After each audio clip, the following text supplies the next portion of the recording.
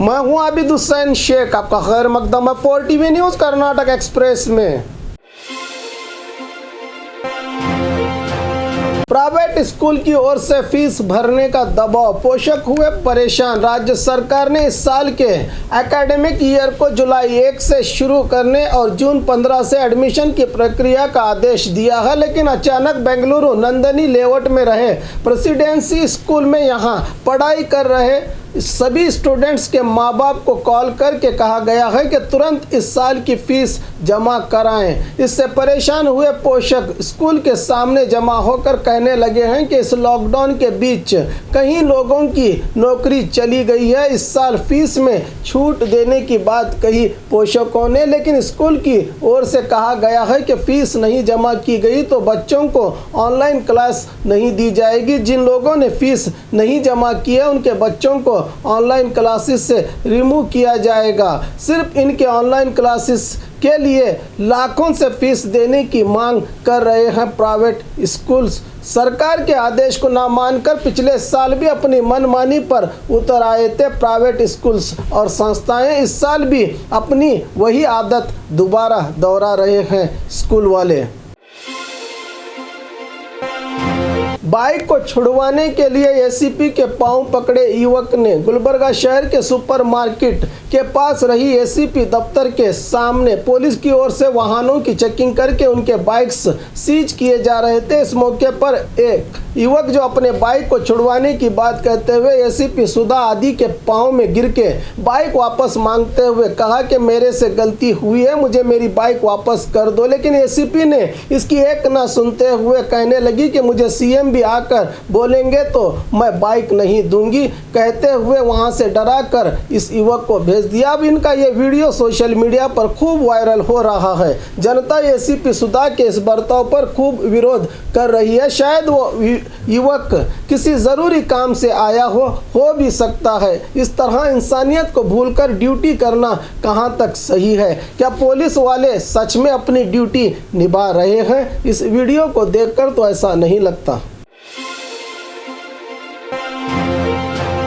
Lockdown में शराब को छूट देकर कृषि उपकरणों के दुकानें बंद क्यों? किसान का विरोध। हासन जिले में शराब को अनुमति देकर कृषि के संबंधित दुकानों को बंद किया गया है। इस पर किसान ने विरोध जताते हुए सरकार पर आक्रोश जताया कि देश को अनाज बोकर जनता को खिलाने वाले किसानों को अपना खेत जोतने के लिए खाद बीज की जरूरत पड़ती है, तो वहीं सरकार ने इन दुकानों को बंद किया है क्योंकि सरकार को सिर्फ अपनी आमदनी कमानी है जो शराब के बिक्री से मिलती है। अनाज से उन्हें मुनाफा नहीं मिलता। क्या मंत्री और जनता अपने पेट के लिए अनाज नहीं खाते?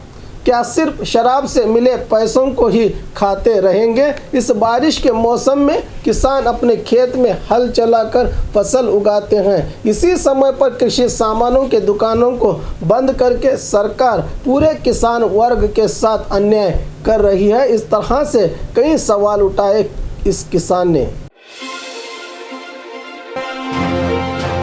5 लोगों को हिरासत में लेकर मस्जिद के निर्माण में साथ दिया पुलिस ने। कोप्पड़ जिला गंगावती तालुका में रही बहरूनी मस्जिद निर्माण के काम में बाधा बनी थी, जो कि मादिक समुदाय के 5 लोग इस पर विरोध जताते हुए जिला प्रशासन से शिकायत की थी कि ये जगह उन्हें मिलनी चाहिए। प्रशासन ने इस पर छानबीन करते हुए पता लगाया कि ये जगह मस्जिद की ही है। मस्जिद निर्माण काम को अनुमति देकर काम को शुरू करवाया है। इन अधिकारियों ने इस काम में कोई विरोध न जताए, इसीलिए मादिक समुदाय के मुखंड को मिलाकर 5 लोगों की गिरफ्तारी करते हुए निर्माण की जगह पर खुद तहसीलदार और सुरक्षा के लिए डीवाईएसपी के साथ साथ नगर सभा कमिश्नर भी मौजूद रहकर इस काम को करवा रहे हैं। शनिवार और रविवार भी किसानों को खाद बीज दिया जाए। रहीम खान। महामारी कोरोना से किसान वर्ग पर परेशानियों का पहाड़ टूट पड़ा है। इस कोरोना काल में किसानों को किसी भी तरह की परेशानी न होने की बात कहते हुए कृषि अधिकारियों को बीदर एमएलए और पूर्व मंत्री रहीम खान ने सूचना दी।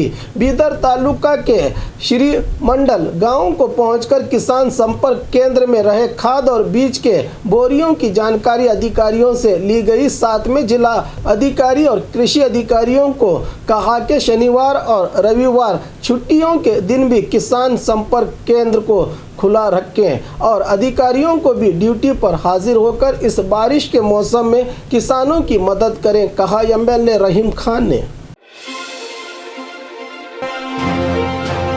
शिवमोगा के मैगन अस्पताल में ऑक्सीजन लीकेज। शिवमोगा शहर में रहे मैगन अस्पताल के दूसरी मंजिला इमारत में रहे एसी पाइप से ऑक्सीजन का धुआं निकलने लगा। बताया जा रहा है कि अस्पताल में रहे एमआरआई स्कैनिंग सेंटर में मरीज को ऑक्सीजन के साथ ले जाया गया था, तभी ऑक्सीजन सिलेंडर नीचे गिरने से यह हादसा हुआ है। अस्पताल के सामने ही फायर ब्रिगेड विभाग का दफ्तर रहने पर वो लोग तुरंत आकर ऑक्सीजन की लीकेज को रोकने में कामयाब रहे। इस घटना में किसी के जान और माल का कोई नुकसान नहीं हुआ, लेकिन फायर ब्रिगेड के कर्मचारी मौके पर आने से बड़ा हादसा होने से टला।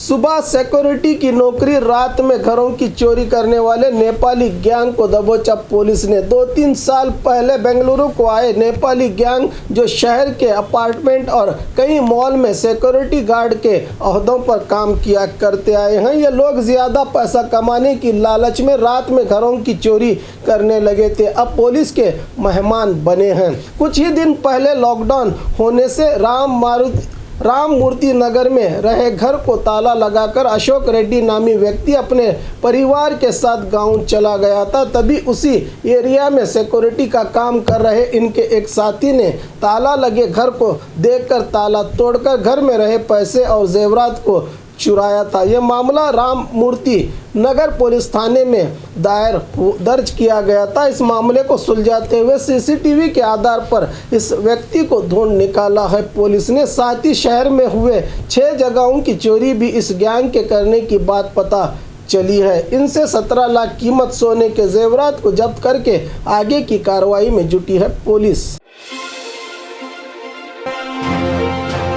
कोरोना काल में बीजापुर के हीरो बने अधिकारी। बीजापुर जिले में कोरोना पर लगाम लगाने के लिए वरिष्ठ अधिकारियों ने दिन रात मेहनत करके बीजापुर के हीरो बने हैं। इस कार्य में अपनी अहम भूमिका निभाने वाले युवा और सिंसियर जिला अधिकारी पी सुनील कुमार, जिला panchayat CEO Govinda Reddy, DHO Mahendra Kapse, nodal अधिकारी डॉक्टर अहोदराम और पुलिस वरिष्ठ अधिकारी अनुपम अग्रवाल के अलावा महानगर पालिका कमिश्नर हर्षा शेट्टी, इन लोगों की दिन रात मेहनत से आज बीजापुर में कोरोना कंट्रोल में आया है। ये 5 अधिकारी इस कोरोना के मुश्किल दौर में अपनी जी जान लगाकर जिले में कोरोना को रोकने का काम किया है। साथ में मंत्रियों के वीडियो कॉन्फ्रेंसिंग में भाग लेकर और खुद भी ग्राम भाग के अधिकारियों के साथ सभाएं करके सरकार के आदेश को मानते हुए अपना कर्तव्य निभाकर कोरोना को कंट्रोल में लाकर बीजापुर के हीरो बने हैं।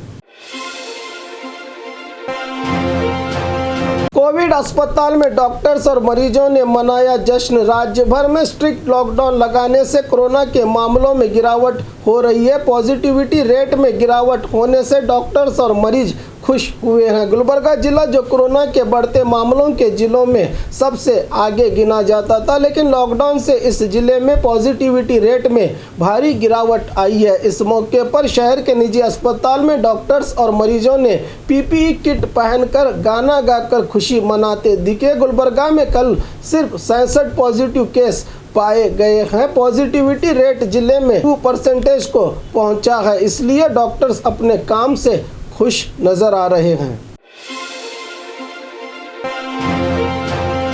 फॉरेस्ट इलाके में दिखा अस्पताल का कचरा। 2 दिन पहले ही विश्व पर्यावरण दिन को मनाया गया था। दिन खत्म होते ही कुछ लोग अपने आसपास के परिसर में फिर से गंदगी फैलाने लगे हैं। ऐसा ही एक नज़ारा देखने को मिला तुमकुरू शहर के फॉरेस्ट इलाके में, जहां पर कुछ निजी अस्पताल में इस्तेमाल किए गए मेडिकल के सामानों के साथ सारा अस्पताल का कचरा लाकर फेंका गया है। अभी सही तरह से पता नहीं चल पाया कि ये काम किसका है? इस कोरोना के मुश्किल दौर में अस्पतालों में इस्तेमाल किया गए सामानों को इस तरह फॉरेस्ट इलाकों में फेंकने से क्या कोरोना नहीं फैलेगा? साथ में हमें अच्छी हवा देने वाले ऑक्सीजन के पेड़ों पर भी इसका बुरा असर होने की बात कह रहे हैं परिसर प्रेमी।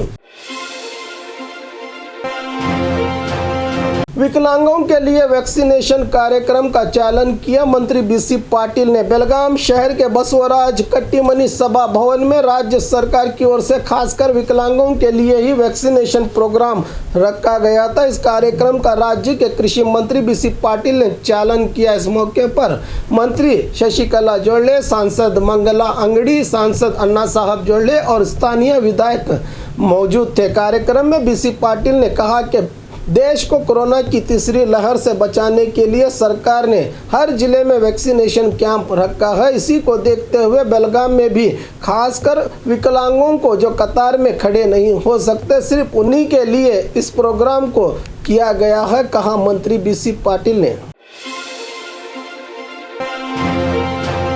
लॉकडाउन के बीच मुर्गी लड़ाने का खेल जारी। यादगीर जिला हट्टी कुनी कैंप के पास कई लोग जमा होकर पैसे लगाकर मुर्गियों को लड़ाने का खेल खेल रहे थे, वो भी बिना मास्क और सोशल डिस्टेंसिंग को भूलकर इस काम को किया जा रहा था। इस मौके पर ज्यादातर बच्चे ही इसमें भागी थे। कोरोना की तीसरी लहर ज्यादातर बच्चों पर ही असर करने की बात कही गई है। इस बात को जानकर भी पोषक अपने बच्चों के साथ मुर्गी लड़वाने का खेल देखने पहुंचे। कोरोना और लॉकडाउन होने के बावजूद भी यादगीर ग्रामीण पुलिस हाथ धरे बैठी है। जरूरतमंदों में पुलिस अधिकारियों ने बांटे राशन किट। कोलार जिला केजीएफ पुलिस विभाग की ओर से जरूरतमंदों में राशन किट बांटा गया। बंगारपेटे तालुका काम सुंदरा पुलिस थाने के इहाते में बसे लोगों में किट बांटे गए। केजीएफ एसपी इलक्किया करुणाकरण के सहयोग से इस सामाजिक काम को अंजाम दिया गया। इस मौके पर एसपी इलक्किया करुणाकरण ने कहा कि कोरोना से कई लोग परेशानी झेल रहे हैं। इनकी पहचान करके उन्हें राशन बांटे हुए पुलिस अधिकारियों की तारीफ करते हुए किट लेने आए लोगों को एसपी ने सलाह दी कि सभी लोग बिना डरे वैक्सीन लगवा लें ताकि अपने भविष्य में दोबारा कोरोना आपके करीब ना आ पाए। और खबरों के लिए देखते रहिए 4 टीवी न्यूज़ कर्नाटक एक्सप्रेस।